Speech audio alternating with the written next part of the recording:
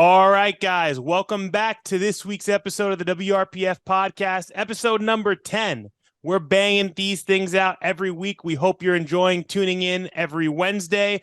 This week, I got my boy Trevor Jaffe. All right, so me and Trevor, we have a lot of history. I came up seeing him in Florida powerlifting. He did a lot to help me and my teams. A young CrossFit dude bringing these people over to Florida. I couldn't think of a much better guest to have to really talk about the evolution of the sport of powerlifting over the last 10, 12 years that we've been involved in it in Florida, because we're both Florida men. So we'll talk about Florida shit.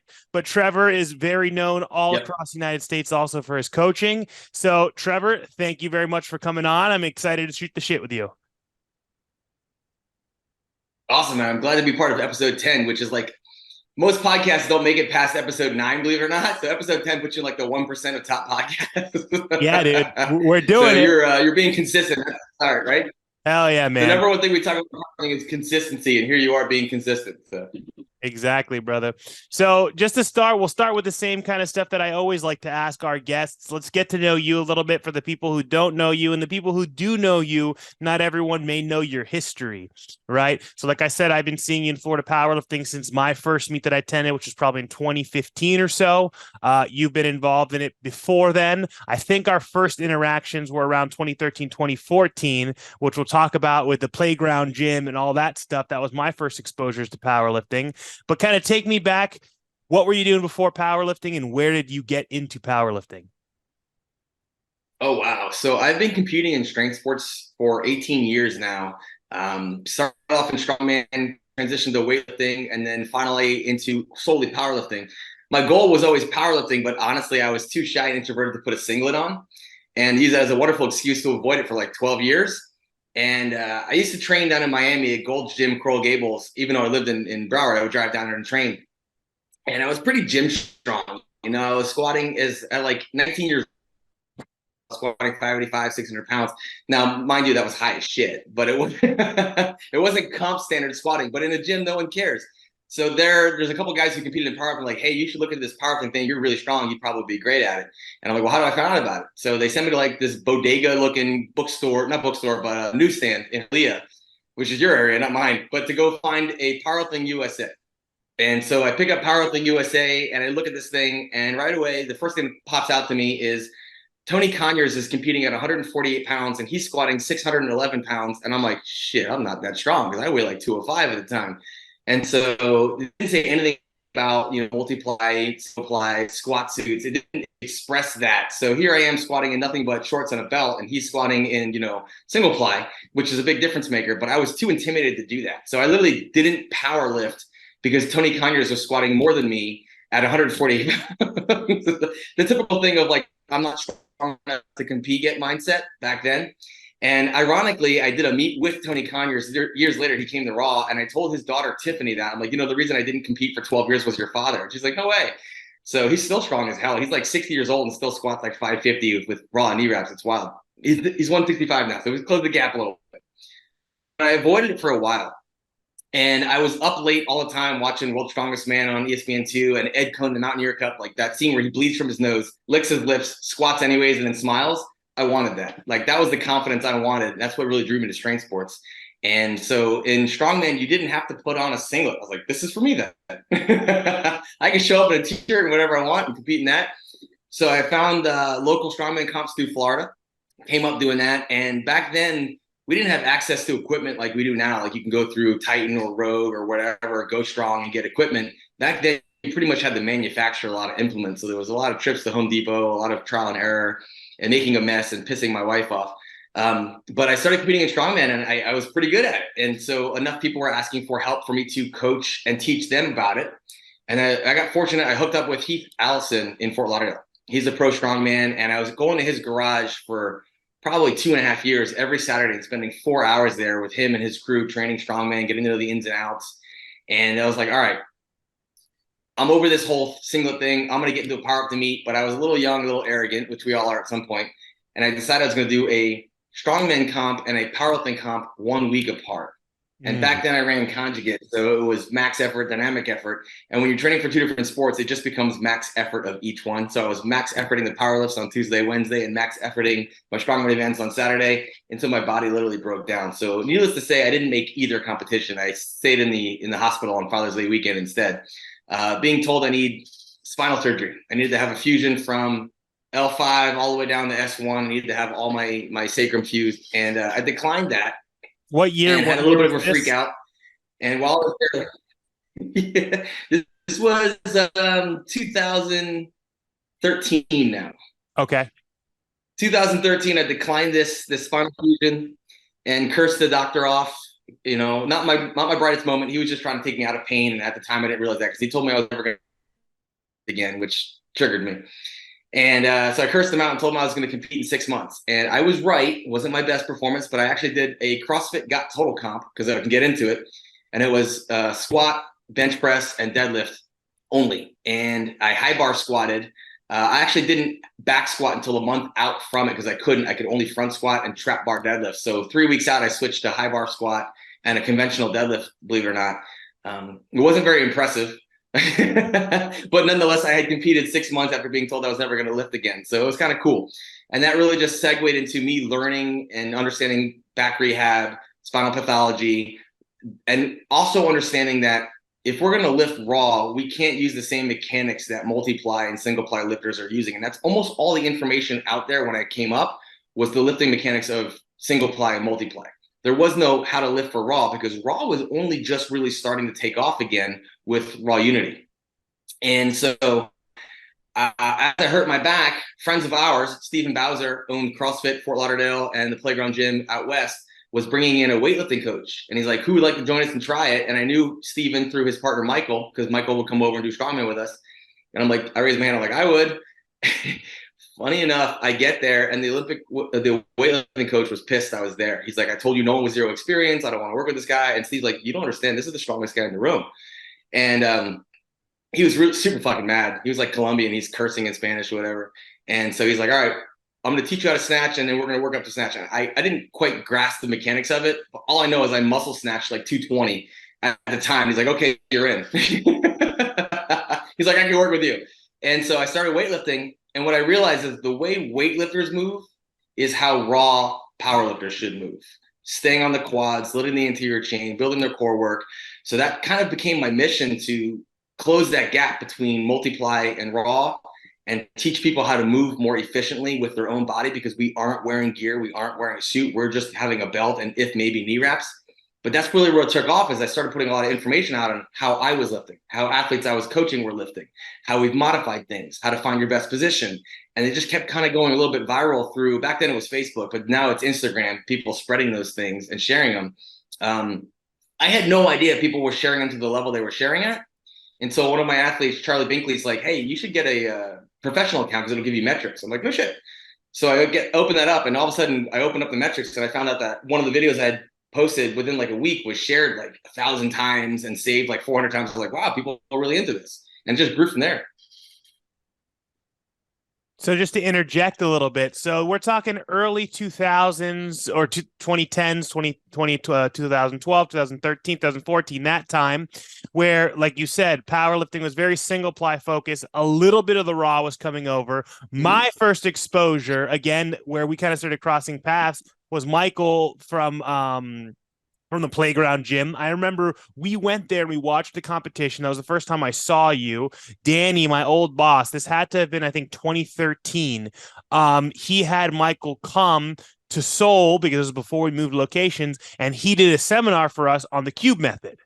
So yes, that was what was like very popular at that time because it was West Side-y, but it was, you know, conjugate for raw lifting, raw focus, to kind of bastardized, twisted version of the kind of the cube method. So I was able to have, like, you know, that early exposure, me being, you know, a 21-year-old kid. Before that, it was just kind of 5-3-1 or whatever else I was doing. But also to kind of recap everything, in case you guys listening, you guys hear Trevor, he may look like he's 27 or 28, but he's over the hill. He's an older guy. He's been around for a while. So when 43. he's 43. Yeah.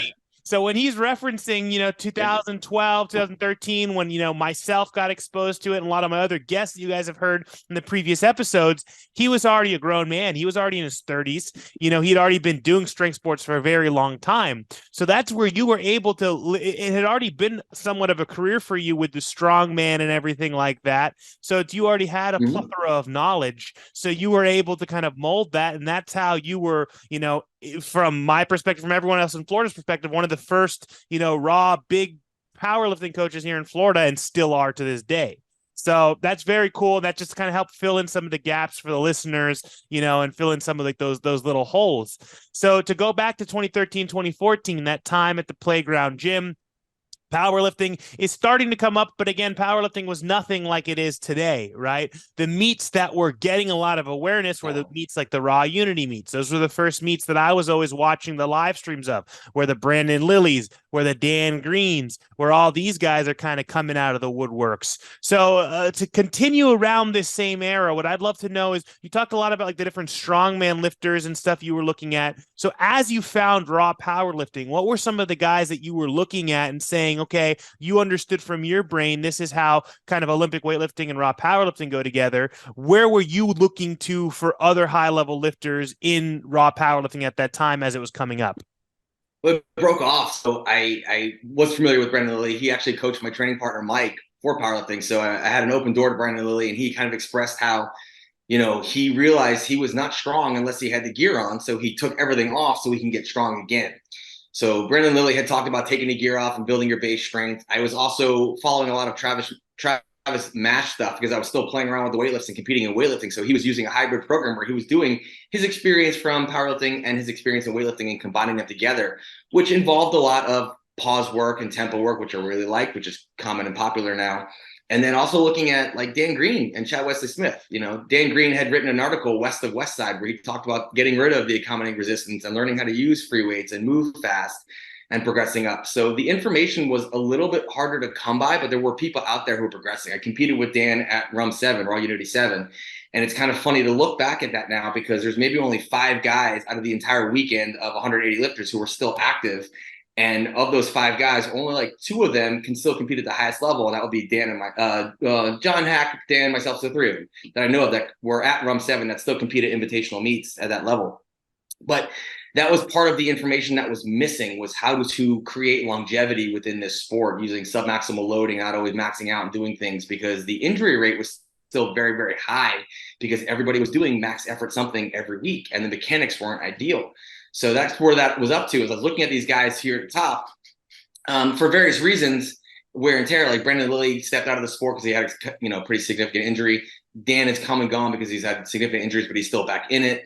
And then you have guys like the Russians were starting to come in. So you saw Yuri Belkin coming in, you saw Miletichev come in, and they were using a frequency program, but not a lot of volume with that frequency program. So you were starting to see different aspects of different things and being able to test and apply and put them together with different athletes and go through. So that's where it was. There was not a lot of multiply lifters at that time who were willing to take the gear off and come across. Now we're seeing the opposite spectrum of that, where we're seeing both multiply lifters come out of their gear and compete raw, like Greg Panora did it for many years. And then we're seeing people who've been raw only switch over to multiply, like Anthony Hobiachi, and trying the different aspects, because it's the same sport, squat, bench, deadlift, just different mechanics. Interesting.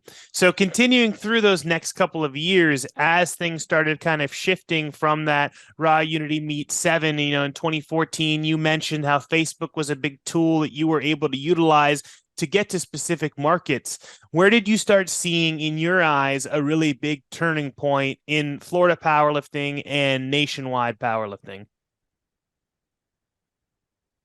Oh, shit. So at the time, because I was hooked up with CrossFit gyms, they all wanted to try this powerlifting thing. So I was coaching a lot of CrossFitters, as you were, into powerlifting meets. And it was just a really easy sell. They're like, I don't have to run and I just lift heavy weights and I get to eat cookies. I'm like, yes. And so I was showing up at all these Florida powerlifting meets with like 10 to 12 CrossFitters who were kicking the shit out of diehard powerlifting clubs who were showing up with their lifters, and they were losing to CrossFitters. And they were getting pretty angry at me, to be honest with you, because that was the old guard. And I'm showing up with soccer moms who are squatting like 325 ass to grass, high bar. And they're like, how are you doing this? And so it just kept spreading where people throughout Florida were reaching out to me to, hey, can you coach me too? Hey, can you coach me too? That literally, I didn't intend to become an online coach. It just became my business because so many people reached out to me for the help and created that structure and those systems to do so.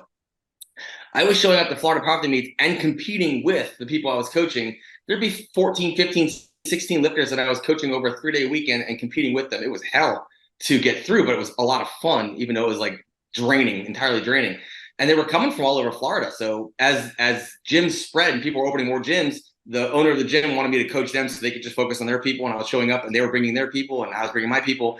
And they get to some points in USPA Florida at that point, before falling out happened, that you'd have a 2-day meet and somehow I was responsible for 30 to 40 athletes in that meet, directly or indirectly, coming through, because I was like, here's where I'm going to be, and everybody wanted to show up and be there too and have fun that weekend. And you were doing the same through CrossFit Soul. You were showing up with like 18 lifters.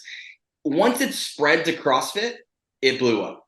And at that time, the diehard powerlifters hated CrossFit, hated it, because they were in better shape and they had abs. Exactly. But the CrossFitters were showing up and they were kicking their ass and they were filling meets. So meat directors was like, hey, we got to get in more CrossFit gyms because that's how we fill a meet. Exactly. And so like that's where I started coming into play. Battle of the Bay 2016, when I competed and I took some of my team. I'd already been to a couple meets before that, but I hadn't competed in one. That was my first meet that I competed in. And I was there coaching and competing, and I remember it was hell, and I was Battle of the Bay, it was outside, it was freezing cold, whatever it was. You give me a lot of pointers and helping, but then you fast forward to the next year, 2017, because this is the time when CrossFit is really at its pinnacle, and a lot of people are wanting to break out of doing the cardio. And what Olympic weightlifting is a very, very high skilled thing. A lot of people don't have the patience for it. They get frustrated. They don't have the flexibility. They don't have the athleticism. They could develop it, but it's going to take a lot more time. They might not want to devote that time. So it was just such an easy sell in those CrossFit gyms. Hey, come try this out. This is fun. This is community based, and everyone just having a great time lifting together. And I remember Battle of the Bay 2017, which was also outside, but this time in the blistering sun with the sun in the eyes. I didn't compete that year, but I had, I think, 24, 25 people over those 2 days, because I think it was only 2 days, or maybe it was 3.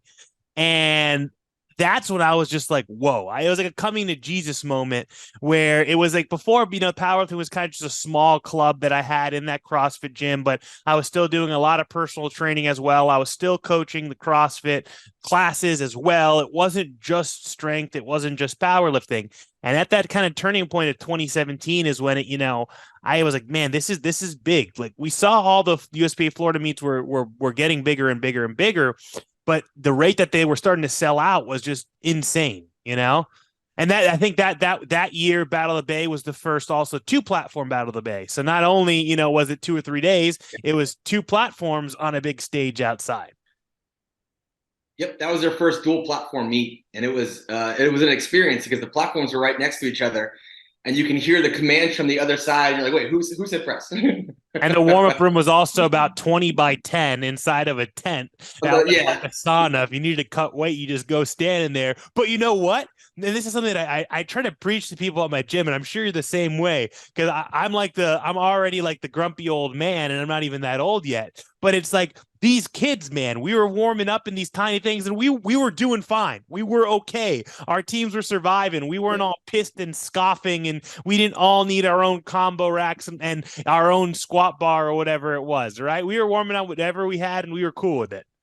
We didn't know any better. The kids today are a little bit more spoiled. Like, they want kilo plates in a warm-up room and the same bar that's on the platform. We were lucky to have there was 2 combo racks. There was 1 freestanding Olympic rack in that one that was wobbly. Rubber mats on the floor that were uneven. The floor was uneven. We didn't care. We were just there to have a good time because we didn't know any better, and it was fun. And like you said, nobody was angry. Everybody was working together. People were loading plates, joking, laughing. It was like a party on the beach. It was all great until you had to deadlift in the sun. You couldn't see a damn thing. That's right. But nobody saw that coming. To circle back around, it's true, because I do remember, and I've talked about those early days of me coming up. I'm here showing up with 20-something people. I am helping this sport. My people are loving this sport. But I remember all the kind of scoffs and scowls I would get to an extent from the old heads, who are these CrossFit people outlifting us, doing better than us, and whatever the hell it is. But that was the beginning of powerlifting having much more eyes on it and much more ease of accessibility, because CrossFit ultimately gave that pathway for people to want to do something a little bit different. And powerlifting was a word that was in their ears because that was part of what we did in CrossFit. Yeah, and they all wanted to know how to get stronger. So it was great from a marketing perspective. It was great for the sport, and it was great for every individual coach, because like their CrossFit coach couldn't teach them how to powerlift, but powerlifting coaches could. So it was great in all sides. So to kind of continue around this timeline and this path that we're talking about as well through these years of, 2013 up to 2018 or so, you were powerlifting, you were Olympic weightlifting, you were a high level coach, and you're already in your mid 30s. You were doing all these things at once. I remember in 2016, probably it was, you competed. The first meet that I ran was a super total meet, and you competed in the super total meet, right? Doing snatch, clean and jerk, squat, bench, deadlift all on one day. So kind of take me through we talked about your coach and as a Florida powerlifting growing, but you as an athlete being able to do all these things as well while still being a coach and competing together, because that's something that a lot of people struggle with. I had Chris Bridgeford on here, and he said you gave him a lot of advice on that specifically, coaching and competing and understanding all that. And how did it kind of start at that point, and how did it evolve? I didn't know any better because I was competing, and these people wanted to compete with me. So it just evolved to that automatically, where I was competing with all these athletes I was coaching and making a party of it, having big group dinners before or after, all those things. And I remember someone pulling me aside, and they're like, hey, if you ever want to be the athlete you want to be, you're going to have to be a little bit more selfish and learn to compete on your own without the athletes you coach. And I was like, that's actually really smart. It's actually really great advice. However, I don't fucking care. Because I get a lot more passion and joy out of helping other people than I do helping myself. And in turn, it does help me. And so the couple of years when the sport was really growing, the US Open was happening and the invitational meets like the Showdown, I remember I would have, 7, 8 athletes in those invitational meets say, hey, do you guys want me to compete with you, or do you want me to just be there as a coach? And it was pretty unanimous the first couple of years is, we just want you to be there as a coach to make sure we have our best day possible. I'm like, cool. I will step aside as an athlete. I will coach you. That's fulfilling to me. Not a problem. And as the sport emerged and grew, and more coaches were getting involved in learning, and through a lot of the videos that I share, becoming better coaches, I had less and less athletes that I had to worry about in those meets. And it was like, okay, now I can finally do these meets and enjoy this time. So I started hopping in like the Showdown meets, the Ghost Clash, hopping into, the American Pro and stuff like that. And I'll ref it. Like this year, I'm competing on the sleeves day and repping on the wraps day. I'm there anyways. Might as well have fun. And so it just evolved into that. Like, I never thought I couldn't. Other people told me I couldn't, but I never thought I couldn't compete with and coach with athletes. And it is a little bit of a struggle because you're not going to be able to focus on yourself. And every time I walk out to that platform for an athlete I'm coaching to be with them, my adrenaline shoots up and shoots back down. The fatigue level is astronomical. So I'm going through not just my 9 attempts. If I have 2, 3, 4, 5 athletes, I'm going through that times 2, 3, 4 times athletes, every one of their attempts, and my adrenaline goes up and down. So there are some times where I'm just spent in fatigue. I maybe don't have my best day, but I would much rather be there for them. I think that's what makes me one of the coaches that I am, is I'd rather be there for the athlete than be there for myself, because I do know some coaches are saying, hey, I'm going to compete here. None of you guys can compete here. Or if you do, you have to have your own handler, your own numbers, your own everything. Don't ask me questions or me. And that's fine. I don't think there's anything wrong with that. If you're more concerned with yourself, that should be your goal. But I'm more concerned with having a good time. And being there with the athletes and having fun with them is a great time to me. And maybe it holds me back my potential 1 or 2%, but so what? Like you said, I got a late start in the actual competitive side of things. I know that I'm already beyond where I probably could have been, but I'm getting so much more life and joy and fulfillment through coaching them and being there for them that I don't worry about myself so much. Like if I have a great day, great. If I don't have a great day, no one cares. As long as they had a great day, then they're happy. Exactly. And on a similar retrospect, it's like I experienced that same thing. And that's kind of what started making me take a back seat from competing in general, because I just I couldn't have a good time doing both. I was too much in my head. Or it was also like my athletes being aware that I'm still going to be there as your coach, but since I'm competing also, I'm not going to be 110% your coach. You know what I mean? Right. And then it even further evolved when I became a meet director. All my athletes want to do my meet, but it's like, hey, man, I'm a meet director first, 100% at this meet. You can't expect me to be there holding your hand, giving you kisses, and it's a non-negotiable, and it's just expectations, that an athlete has to have and has to understand. And, us as professionals, it takes some time to kind of figure that out, right? And draw those lines, but it's something that's manageable. And I think that's how you said it. That's exactly what Bridgeford said a couple episodes ago, that you had to talk with him, that is coming to an understanding that if you're going to be competing with your athletes, go in there and have fun. Don't expect 105, 110% of your total. If it's there, awesome, but it might not be there, and just enjoy it. Because I think that's where a lot of us get lost along the way with competing, is the pressure and the anxiety and the annoyance. And it's like, you can go through a half prep and kind of just go step on the platform for fun. It doesn't always need to be for, 105, 110%. No, I know I'm still shooting for goals. I've broken all-time world records still, and I have fun doing it. And it's like, if I do, I do. If I do, but anyways, and no one's gonna remember I broke them, so they only mean something to me. The performance means the money, and you do something very well, because I've been at your meets judging and reffing, and you delegate a person to be in charge of handling all those people and all their numbers. You have a spreadsheet written out. This is so-and-so's attempts, so-and-so numbers based on how it moves. Here's what they're warming up with. Like, you prepare ahead of time. And that's what a lot of coaches fail to do, is preparing ahead of time. So you want to take away all the question marks on meet day. You should know what your number ranges are going to be, but you should also have written down what everybody else's number ranges are going to be, and they should be aware of what their numbers. You will have athletes who like, I don't want to know my number. Cool. You tell me who your handler is. We'll work those out ahead of time. They will put them in for you. You don't have to think, just have fun. And so you do that very well. I've seen at your meets, you have someone going around who like is your assistant for the day, and they're, assistant Alex, and the spreadsheet's there. Like, here's all the numbers. They don't have to bother you because you're running the meet. They just go up to your person and be like, okay, what's next? I'll go put it in. Go relax. Yeah, exactly. Hell, nowadays I have about like 2 to 4 mini Alexes running around, because, as we said, everyone is more and more of a butterfly nowadays and needs that extra hand holding. But there's nothing wrong with that also, because at the end of the day, these people come to us, for a service, for therapy through a service as well, and being there for them. So it's like, if we have a temporary fill-in, they're happy with it, as long as they're getting the attention. That's what matters, right? And it's getting the job done. Yeah, it's individualized. So some people are like balls to the wall, and they want to push themselves to an extreme. And then there are other people who just want to have a fun experience, and they hold all the ever take more in the meet than they ever tried in the gym. It's totally individualized, and neither way is wrong or right. It's like, you're doing this for you. So don't let anyone dictate how you do it. They should only be able to help you facilitate a plan and encourage you. But ultimately, what you want to do on meet day is up to you. 100%. So continuing past those years, we're around 2017 or so, you said that's where you kind of realized this online coaching world started emerging more and more and more, could be a career path, and, providing information for people outside of articles, with Instagram growing, etc. So kind of take me through this latter half and this current half of your career and your evolution as a coach, growing on social media, growing with the meets, kind of traveling all around. Where we obviously know the big shift and the big, emergence was with CrossFit. But, how do you see that you continued it? Because there's a lot of coaches who had a lot of relevance years back, and then they kind of fall off and they move on to something else. They haven't continued to grow and learn. And so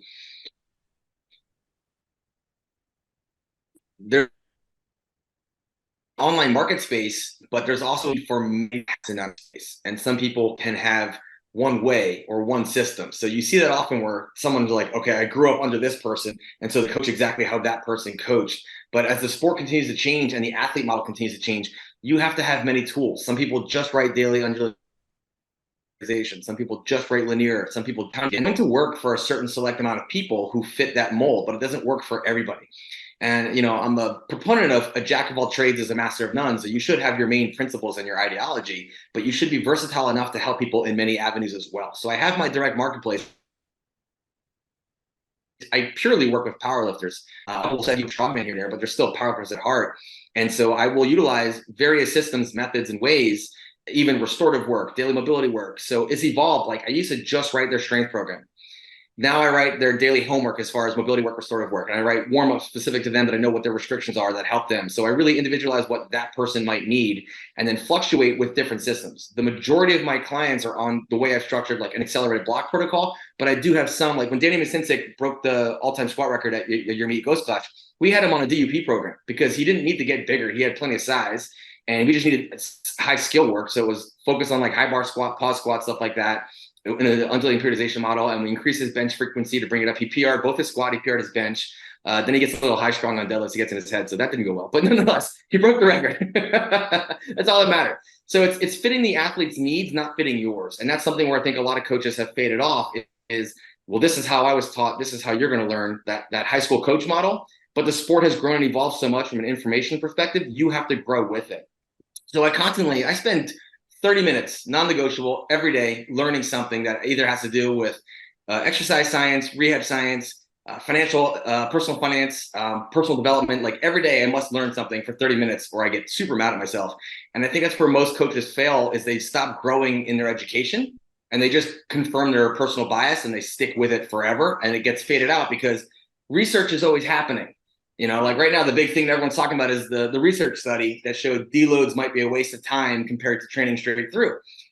If you read the study, the deload was they took the entire week off. They did nothing. That's not the same as taking 60% speed work and maintaining a motor pattern. So they took a step back and deconditioned for a week because they did nothing.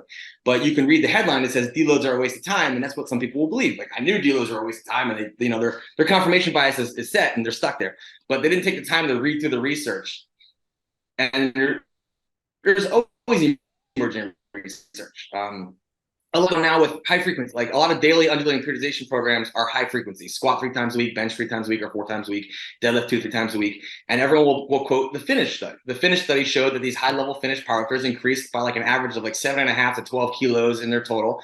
It's been replicated 3 times as far as the study, but it did nothing compared to traditional training models. So you factor that in. Do I have an athlete who needs to increase frequency? Like, do they need to increase their skill set? Because that's where frequency shines. Or do I have an athlete who needs to grow? And then they need more accessory work. They probably need something more like block or conjugate where they can do phases and focus on the aspect they need. And if you will have a singularity of focus in one system and you haven't evolved, you can't help a lot of athletes. You can only help one athlete. Yeah, agreed. And so, something you said where I tell people this all the time because everyone and their mother is an online coach, right? And it's like, yeah, you can hire Joe Schmo and you very likely will make progress doing anything, right? When you're starting out, as long as you're squatting, benching, and deadlifting, you're going to get better. You're going to progress, even if you're following Joe Schmo's only method that and only one-sided thing that he'll do. But where things start to fall apart is, Joe, you've been coaching this person for a while now, and you're not willing to make changes because you're so set on that way, and progress stalls and nothing keeps progressing. So it's like if you're not constantly evolving around your athlete and learning what each athlete needs, that's where it's like, those coaches will come up. They might have had a couple strong people, and then it kind of falls apart, and then they're gone. Those people are gone, or those people moved on to someone else. You being able to take someone like Danny Masincic, who's been a high-level powerlifter for a very long time, in addition to all the other all-time world record holders you coach, and it's, if they just go back to that doing anything to get stronger bullshit program, it's not going to work, right? Those all-time world records aren't going to break. So for like a lot of younger kids, it's important, just basic knowledge that you need to have and understand, where it's like, just because someone is strong themselves and they're selling you a really cheap program and you're like, well, why not? It might work at the beginning, but what's important is the longevity long-term and the continued evolution and change around you as an athlete and as you progress and become a higher level athlete. And that's been your progression as well, because I know the people you coach, I know how you used to coach, and I know how you coach now, and I've seen that same progression where you're much more focused on the longevity of the athlete, because there's a revision to the mean in any aspect in life. It will revise to the median result and back. And if you are pushing too hard up front, eventually they're going to burn out or injure out. Versus taking a slightly slower approach, the torso and hair approach, you're going to progress longer. So you're going to become stronger because you've been consistent longer. You've been able to go past that point of threshold. You can exceed the mean revision because you're taking slower progressive steps and letting it compound over time. And that's really hard to do from a coach's aspect, because you have the clients who want to get in the Instagram and TikTok, and they're seeing the progress of some people, and they don't understand how they can have such a linear growth so fast. But there's outliers in the sport now. There's so much more PEDs being used, biochemistry PEDs being used. Like, you don't know what that person's doing to achieve it. And more often than not, they're not going to be able to sustain it. So I like that slower growing approach, because you're going to be here for a longer time. And like you said, people burn out and they try something else. I don't want to try something else. This is where my heart lies. This is where I want to stay forever. Exactly. And that's funny, because it's a talking point that I have, something I wanted to touch on. This is a perfect segue for that. Is my question for you is advice for masters athletes continuing to progress, although I'm kind of going to infer that your response is also general to whether you're a masters and whether you're everyone else, or whether you're much younger, or not. Longevity is important. But if we were to look at an individual athlete who's been at it a lot longer versus a younger kid, I think we'd be in agreement that a younger kid, they might be able to handle more. They might have a faster rate of progress, again, depending on genetics, depending on PEDs, etc. But how do you flip it versus also that masters athlete who's been at it a lot longer, has more aches and pains like yourself, and is still able to continue doing things at a high level? A lot of that comes from the amount of time I have in the sport and seeing different methods emerge and decline or grow. So the DUP model, daily undulating periodization model, is written very much like weightlifting protocols. So it's a lot of barbell volume and a lot of specificity. But that specificity breaks you down a little bit faster than, say, the conjugate they're doing max effort every week. I don't recommend that. But the way Louis designed the conjugate model was, it was 20% barbell work, 80% accessory work. And as you get to a certain strength level or a certain level of competitive experience, like I've been competing for 18 years, I can't handle the barbell volume the way I used to. And frequency, so I'll squat like 3 days a week, but it's very, very low barbell volume. And it's more like the 80% accessory work that comes in there to keep me conditioned to the sport without breaking me down as much as before. So, a traditional program that I might write for a 23-year-old might have 3 barbell movements in there for his leg day. It might be high bar squat, pause squat, and then something like a barbell split squat. They can handle that kind of barbell volume. But as you get to be 43, I can't handle that kind of barbell volume. Not if I want to walk tomorrow. So I've minimized my barbell volume in favor of a little bit more frequency with the barbell lifts to maintain my motor pattern and skill. And I increased my level of accessory volume work as far as maintaining size and conditioning aspect. And just of minimizing the barbell volume, maximizing the accessory volume. Whereas if I have a younger athlete, it's probably going to be reverse of that. I'm going to maximize the barbell volume to get them fast and strong as possible. And then as they get to that certain strength level, like when I worked with Bridgeford in his prime powerlifting days, he couldn't handle that kind of barbell volume for deadlifts, but he could for squats because his quads needed to come up. So he was originally squatting. His first coach was a multiply lifter. So he was originally squatting wide and sitting back, and it was kind of iffy with depth. As we got to more into like high bar work and building his squat up, it was more barbell volume for him there. But we had to undulate his deadlifts because he was a 900-pound deadlifter in both stances. So it was, we would do usually like opposite stance work or something like that, so just things that you outlined.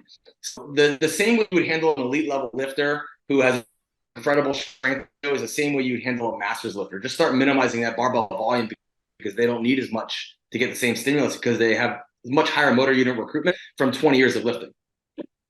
Yep. Very, very well said. And again, all of this also ties into you learn your athlete over time, because there could be a master's athlete in the same respect that comes in as brand new to it, and everything is nice and fresh and hasn't done jack shit. And then it all changes. But again, that advice is always, it's general, but then it all changes. And that's where it's important to have a good coach that's able to kind of analyze that, look at all that, and also look at just the surplus of knowledge that's also out there. You have tons of that informative content that you're constantly pumping out on Instagram. And I really encourage everyone to go and check that out, which we'll talk more about that when we sign off. So continuing on to kind of present day powerlifting, a question that it's like, to ask, but it's really, you look at right now and you just see like right now it's insane. But when did powerlifting start getting so damn exciting? Over the last couple of years, it was still great. It was still exciting, 4 or 5 years ago, but it's just been a huge switch and a huge flip, in my opinion, over the last couple of years. with meets, my meets that I've been running and meets like the American Pro and, kind of everyone knowing everyone and coming together. I think it's really cool. And so I kind of just wanted to get your opinion on that present day powerlifting and how much it's come. We were talking a little bit before we went live, a couple years back. Did you ever foresee it coming to this and what it is right now?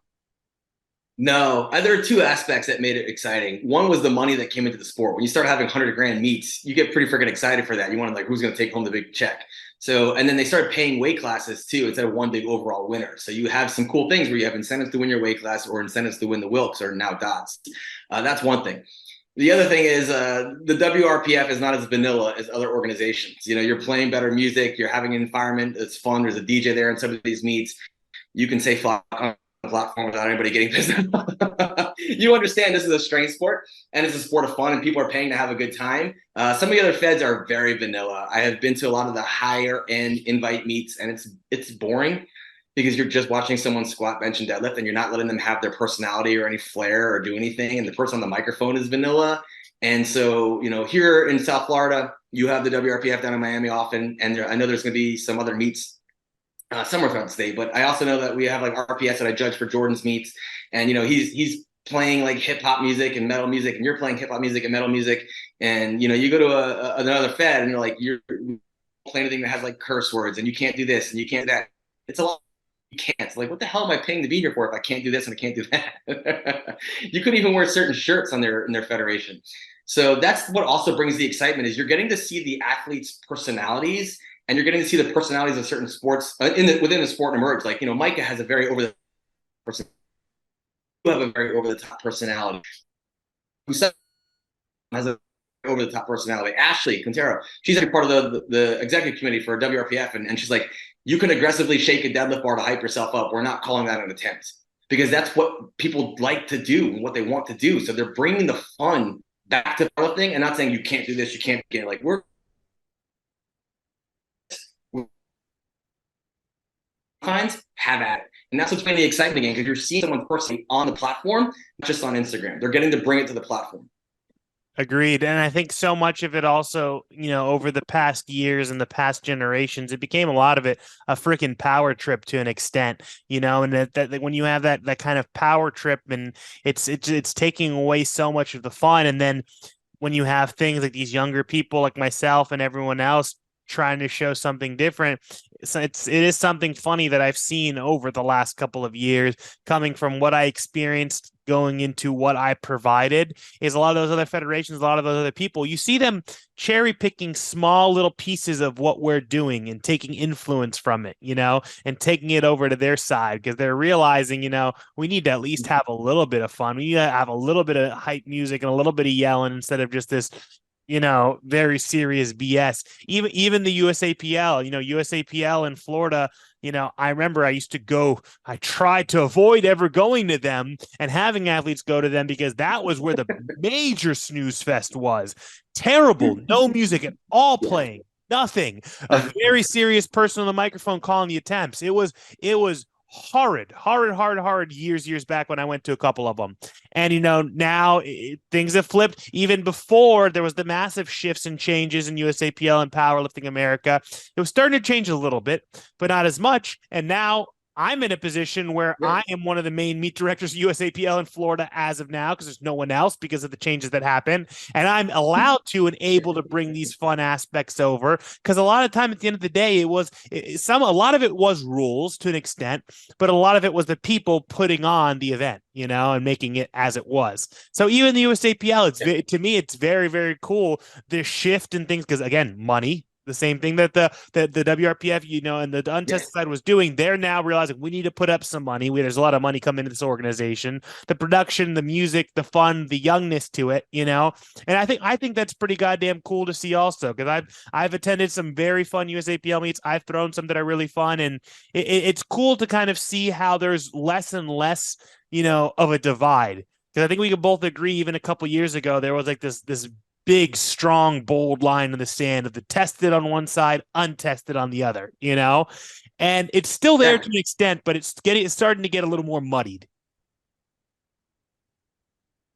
Yeah, people will cross over to some degree because now that there's tested the vision for WRPF that people can come over and still have fun with the deadlift bar, have that environment to meet and do things, have a 24-hour weigh-in for tested results. And, open powerlifting is going to count your tested results and tested record the same as it would USAPL as it will in WRPF. As long as you're in that tested division and subjected to testing, it is a tested record of some kind, and people are realizing that. So like you said, it muddies the water a little bit because it allows people to have the option of doing both. Some people want to squat with a squat bar. They don't want to squat with a power bar, or they want to have a more fun meet environment. They're going to come over to WRPF tested, and there's tested nationals and so forth. So the sport just keeps adding more opportunities for people to pick where they want to play. Where before, when I came into it and you came into it, there wasn't a lot of options to pick where you wanted to play. When I first started powerlifting in Florida, there was literally only two options, and it was like USAPL and SPF. And SPF is pretty much almost entirely gone from Florida. Thank God. But it was in the middle of like nowhere. Like I would do this outdoor in the middle of the summer heated warehouse thing. And there was one multiply lifter, and I felt so bad for him putting his gear on because it was 106 in the building. He squatted at 198. This gentleman squatted like 822. But by the time it came to deadlifts, he filled his opener 3 times. That was like 545 and bombed out of the meet because I think he was just so depleted and exhausted. He had no shot. And that's what the meets used to be like. So it's such a different environment. You mentioned the super total meet I did. I lost my hamstring on my third deadlift attempt at the end of the day because I didn't have enough water with me. It was an outdoor meet. It's not an in-gym meet. It's not in a hotel meet. I brought 1 gallon with me, and I was there from 6 a.m. I think it was like 9:30 by the time I scored my hamstring. Oh, yeah. But, it was in the right environment for it. Like Jamie Gold was there. And I thought somebody shot me in the knee. Like it literally felt like I got shot in the medial side of my knee. And Jamie Gold was there. She was a CrossFit Games competitor who was doing the weightlifting portion. And she like assessed my knee to make sure that like it was stable. And there was like, no, it's just a muscle tear. I'm like, all right, cool. One of many. So walk it off. But it was fun. And it was the Wild West. And it's grown from that Wild West aspect to how much organizational skills we really have in powerlifting now that weren't there before. Now there's standardized equipment, there's standardized meet venues, there's standardized referees. Like I had to take a test to become a referee. I had to ref a certain amount of meets to become a level 2 referee with the WRPF. I have to be involved in certain aspects. You and I both know this. Like you'd go to meets and there'd be guys sitting in the chair who hadn't competed in 30 years and never competed raw, judging raw. Is like, how are you judging me when you've never done this sport? And so that's one of the things that the WRPF standardized that brings up the quality of the meet. I know you have to have done at least 3 powerlifting meets to even qualify to take the test to be a WRPF judge. And there are people who would sit in USPA chairs who've never competed once but can take the test because their gym or meet director needed refs. So they have someone take the test and they study the test. It's like, but you've never competed. You don't know what you're looking at. So I like that the standard is constantly being raised.